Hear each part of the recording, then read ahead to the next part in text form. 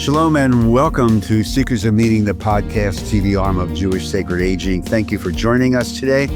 I'm your host, Rabbi Richard Address. We welcome you to talk about the impact of the longevity revolution on our families, ourselves, our congregations, our community. If you'd like to make a comment or suggestion to us on programming or ideas for future programming, please feel free to email me at rabbiaddress@jewishsacredaging.com. Visit the website, jewishsacredaging.com, the Facebook page, and other parts of social media that you may have. And if you don't know them, ask your grandchild because they know them perfectly. One of the issues that keeps coming up over and over again in so many of our workshops, we actually do a session on mental health and Judaism because it's embedded in the text, is this whole idea of the Jewish approach to mental health. And for that conversation, we are very pleased and honored to welcome Abby Gilbert, the Executive Director of Tikvah. Tikvah is an organization here based in the Delaware Valley, Philadelphia area. Abby is a longtime professional in the Jewish community here in the area. And we welcome you, Abby. It's good to see you. How are you doing today? Great to see you too. And I'm doing well. Lots of good things happening. And we have challenging work that we do at Tikvah. The organization is a grassroots organization that was founded more than 30 years ago by parents of adults who were living with mental illness, specifically families in the Jewish community who saw a gap in services in terms of what was available for their family members. And that was a time when how we worked with adults who had various kinds of neurodiversity was complicated. That was the time when the state hospitals were being reevaluated and in many cases shut down. And there was a movement to have people who had previously been institutionalized out in the community. And a lot of positive things came out of that, but it also presented some real challenges for families who weren't sure how to navigate having things like housing and appropriate clinical care in a community-based setting. So these were parents who came together with a few mental health professionals in the community who were involved in the founding of this organization off the side of their desks, not as part of what they were doing professionally. And it included people like Dr. Larry Reel, who at the time was the director of behavioral health at Belmont Hospital. So some very large institutions did lend resources to the organization as it got up and running. And there were really two focuses for those parents back in the 1990s. One was residential, and the other was around social and community integration. And it's that second focus that has continued to be our work today. We really bring together both the adults with various types of serious mental illness, bipolar disorder, schizoaffective disorder, schizophrenia, but also things like post-traumatic stress. And we'll talk about a little bit in a minute about how that has changed and evolved in recent years. So we bring people together to have an opportunity to have social experiences with others like them who are living with mental illness, and also along with their families. But we also work with other organizations in the Jewish community and the broader community for those folks to have experiences together with a normative population, if you will. Mm-hmm. So one of the things that comes up in the Jewish sacred aging work that I do is a conversation when we do this workshop on health and wellness and mental health and physical health. Somebody will say, I'm 80 years old, and I have my adult son who's dealing with significant mental challenges. He lives with us, but we're getting older and our lifespan is limited. I don't know who's going to take care of my son after my wife and I are gone. Where does Tikvah as an organization come in and help that family? Sure. So in a number of ways, and what has happened, I've mentioned that the organization is 32 years old. So the families who founded Tikvah, generally were families where the loved one with the lived experience was then in their 30s or 40s, which means that today they're in their 60s, 70s, or just beyond. And that means that mom and dad are less able to be the supportive family member that they were throughout that person's lifetime. So either what we are seeing is that the role of the support that an individual might under other circumstances find in a life partner relationship is becoming either taken on by someone who they have come to be very close to in a friend relationship or a group of friends within the organization that they support each other. Or we see also that the siblings are able to be involved more comfortably because the responsibility doesn't fall only to them. So I would imagine, though, as the society ages and the cost of care and how this is going to become an increasing challenge to our society.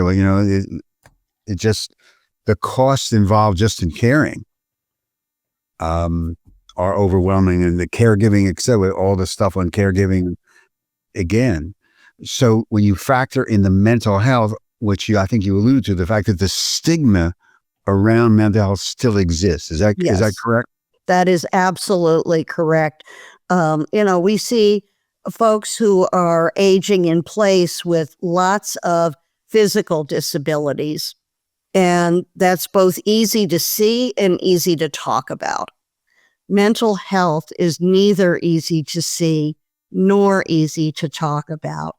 In some ways it has gotten a little better because I think society as a whole has become somewhat more open about accepting people with differences.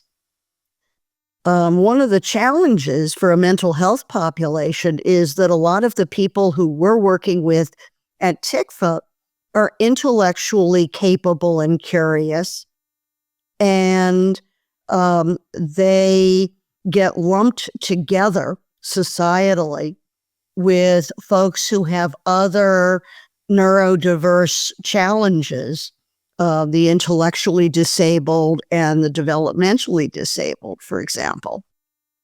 So we really find ourselves helping folks to navigate self-advocacy.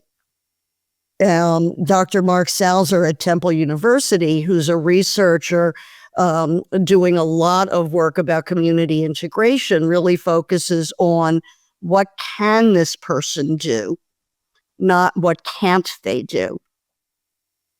And that's really a key to this, is helping to empower the folks around what their capabilities are to improve their life situation, and also helping their families and their friends and their broader communities accept what they can do and be there as a support for them in doing that.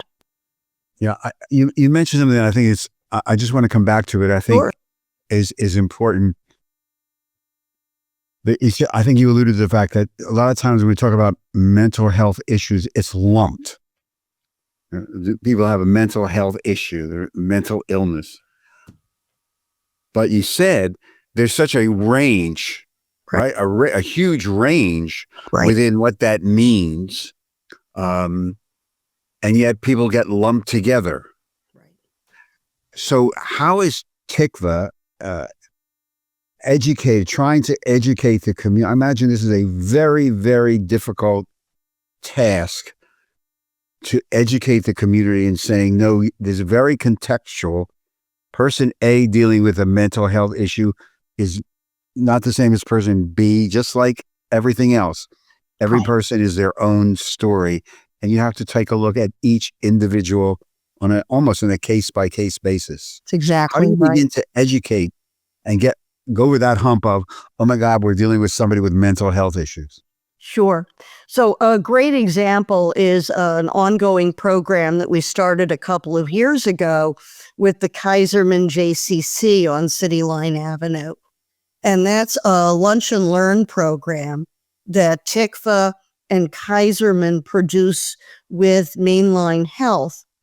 And the idea is that we have speakers from Mainline Health who are talking about wellness issues in general.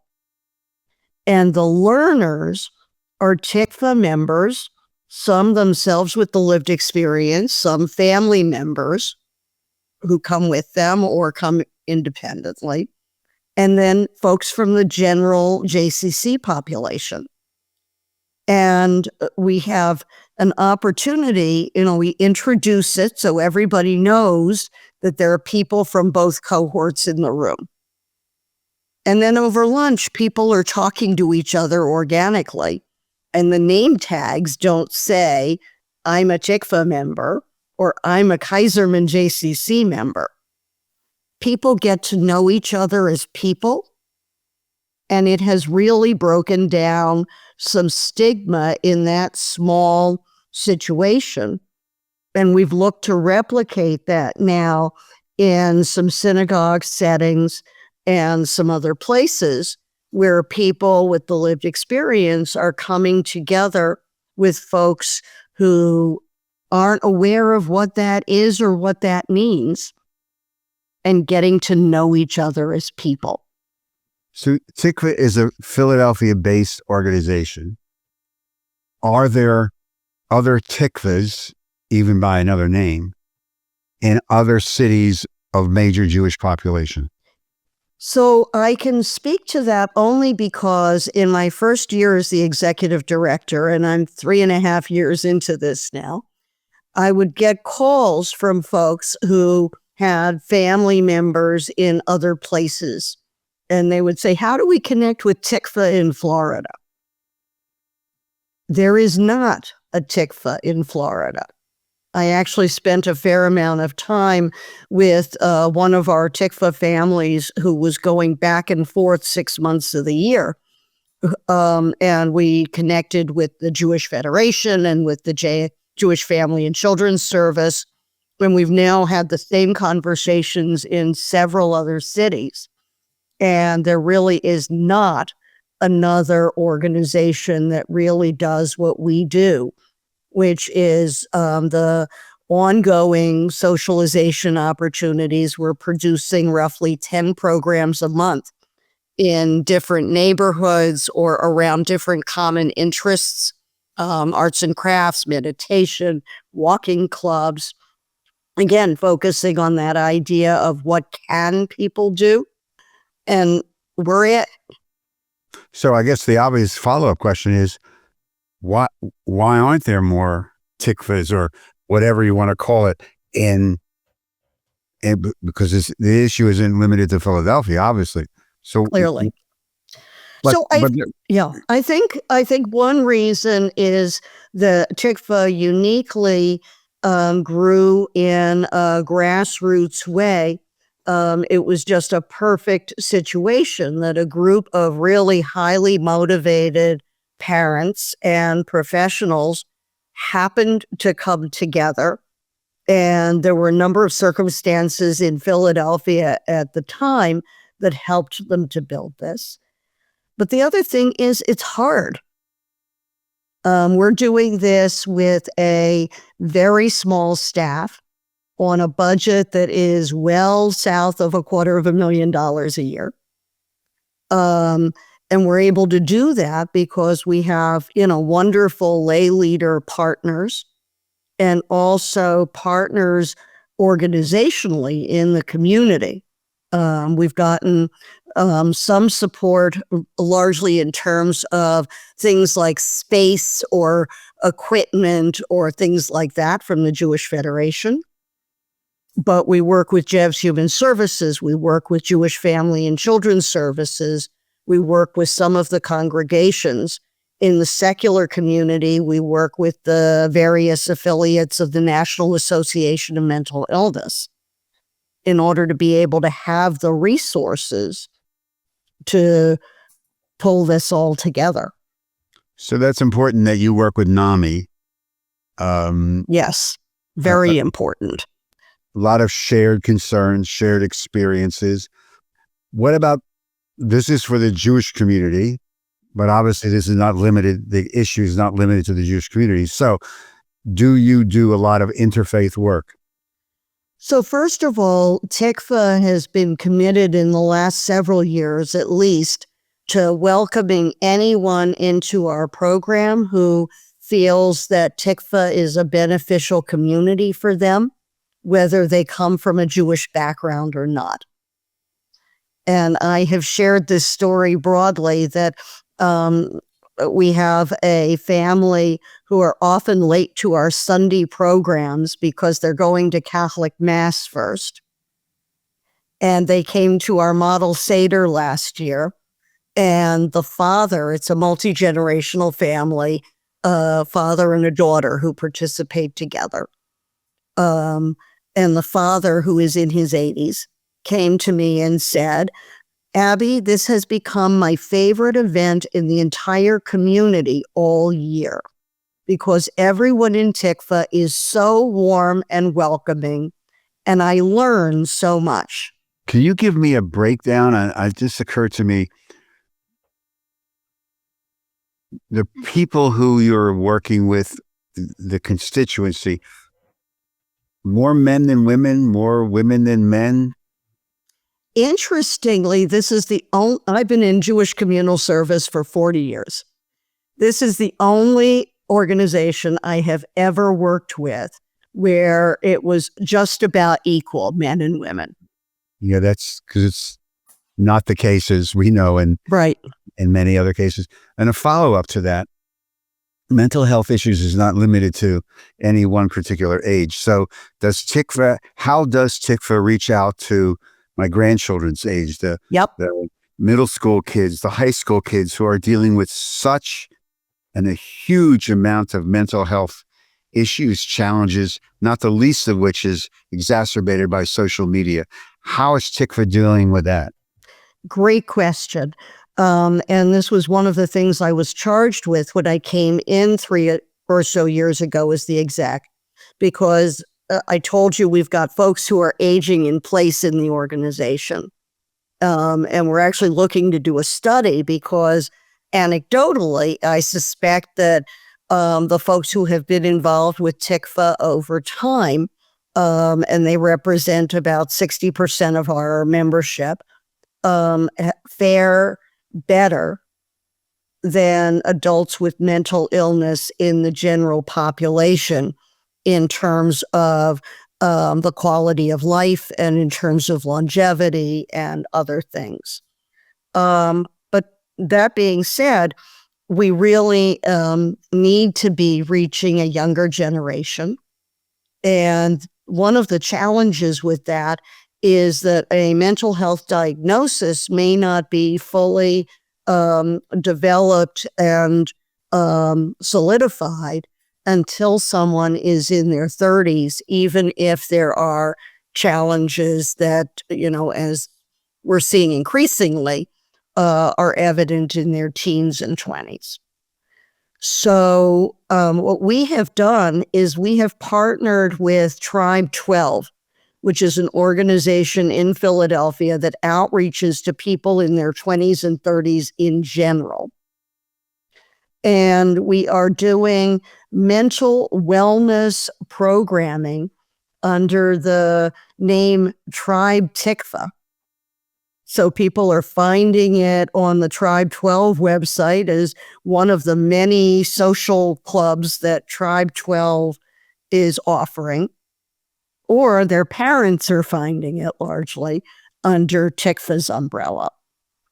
And we've engaged, a cohort of about 45 or so young people in their 20s and 30s who are coming together on a monthly basis for, everything from a picnic in the park with therapy dogs to paint your own pottery, in terms of, what you can do and creative outlets for what you're thinking and feeling.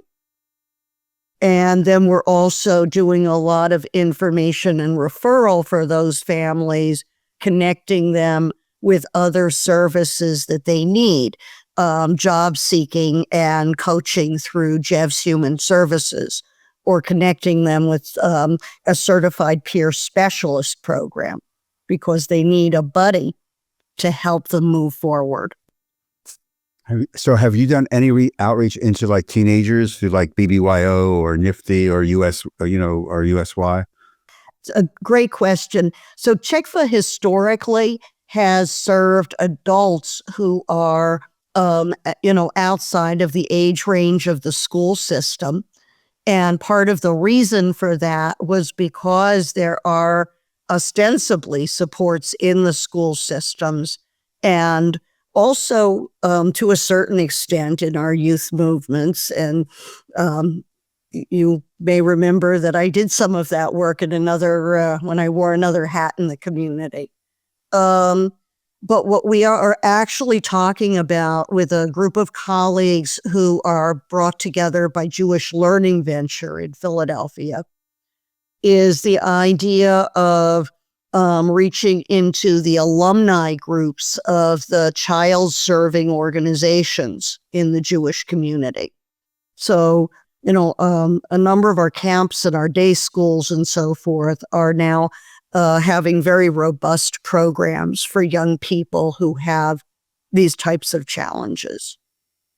What happens to them when they age out of the school system? How can we be part of that transition? How do we make sure that they know that there's something for them to go to? I have to tell you, in our Tribe Tikvah program, I have several young people who grew up in Nifty, who say they never felt again as safe or as supported as they did in Nifty until they became associated with Tikvah. Yeah, the idea of the community and the support and peer support, we all know how powerful that is. We're speaking with Abby Gilbert on today's edition of Seekers of Meaning. Abby is the executive director of Tikvah, an organization based here in the Philadelphia area, that specifically does outreach to individuals and families dealing with mental health issues.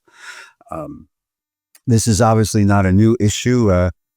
There's a diagnosis of mental health issues, the Shoteb, based upon the Talmud, which I would hesitate to say that a lot of our people are not aware that this goes back even to conversations and interpretations from the book of Samuel. When we did this book for the Reform Movement, Caring for the Soul, which is a mental health manual and text, we even included some blessings and prayers. So I want to just ask you about, in your work, how much of this is involved with Jewish texts, Jewish rituals, Jewish prayers that speak to the issue of support for individuals dealing with mental health issues? Or is that a That's tangential thing? No, I think that's really important. And, just as there is diversity in the population that we're working with around the nature of their illness or their capabilities, some are seeking that sort of thing more strongly than others. So we have a monthly meditation program that's led by a local rabbi that pulls text study and those aspects into the program. We pull people together for holiday programming throughout the season and weave those themes into that programming.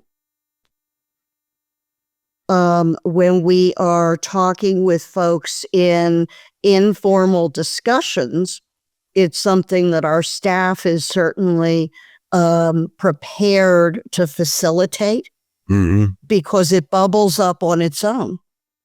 Right. And that's one of the reasons, by the way, why Tikvah is important. There are lots of 12-step programs that are recovery-oriented, partial hospitals, etc., supportive living situations where every holiday is a Christian holiday, or there is no holiday. Right. Right. And the meals are ham and cheese and the reason that the Tikvah families came together, and the original name was Advocates for the Jewish Mentally Ill. That's the name that the organization was incorporated under. Was in part that there needed to be more socialization and community integration opportunities, but it needed to be culturally and spiritually accessible to people who were coming from a Jewish background and wanted to continue that identity in their lives. So before we run out of time, the meetings that Tikvah runs, are they now majority in person, or are there still Zoom meetings, or is it like hybrid combinations? We're about 80% in person. We're still running a couple of virtual programs every month. One of the things that we learned out of the pandemic in this population, we have people who sometimes don't feel comfortable coming out of their house for a lot of reasons, or for whom transportation and the logistics of that are a barrier to participation. Big issue.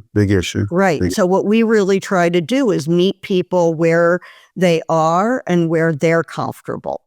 So our programs, we have programs in different neighborhoods around the 5-county area, so that, if someone's only comfortable going to something at a diner or a chain restaurant or the JCC near where they live, we're there.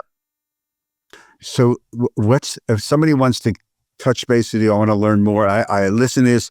I really have to touch base, get in touch with these people. How do we do that? What's the website, phone number, Sure. whatever? The website is tikvahajmi.org. Again, it's Advocates for the Jewish Mentally Ill. So Tikvah, AJMI. Just one continuous ad. .org. .org.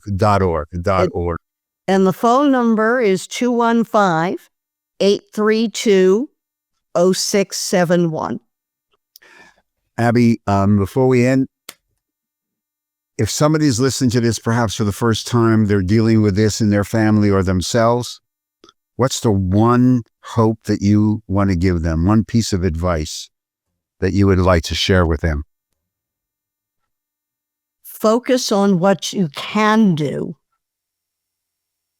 and know that there will be people who will support you in that. And so back again to Tikvah. Thank you, Abby Gilbert. This is I'm very happy we reconnected. Thank you very much.